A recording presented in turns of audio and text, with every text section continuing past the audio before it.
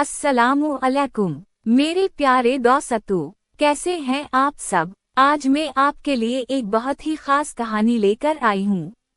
अक्सर हम जिंदगी की मुश्किलात पर परेशान हो जाते हैं, लेकिन क्या आप जानते हैं कि हमारी हर मुश्किल में भी कोई ना कोई बेहतरी छपी होती है। आइए इस बादशाह की कहानी से सीखते हैं। जो होता है अच्छे के लिए होता है। एक बादशाह की पुरानी कहानी है। इसका एक बचपन का दोस्त था। बादशाह इसे हमेशा साथ रखता था। वो कहता था जो होता है अच्छे के लिए होता है। एक दिन वो शिकार पर गए। दोस्त ने गोली भरने में गलती की।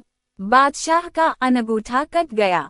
दोस्त ने कहा जो होता है अच्छे के लिए होता है। बादशाह को शदीद गुस्सा आया। इसने दोस्त को जेल डाल दिया। 1 साल बाद बादशाह शिकार पर गया। आदमखोरों ने उसे पकड़ लिया। इन्होंने बादशाह को जलाने की तैयारी की। इन्हें नजर आया कि अंगूठा कटा है। वो इसे रहा कर दिया। बादशाह महल वापस पहुंच गया। इसने दोस्त को रहा करवाया। बादशाह ने दोस्त से माफी मांगी। दोस्त ने कहा ये भी अच्छा हुआ कि आपने मुझे जेल भेज दिया। अगर मैं साथ होता तो वो मुझे खा जाते।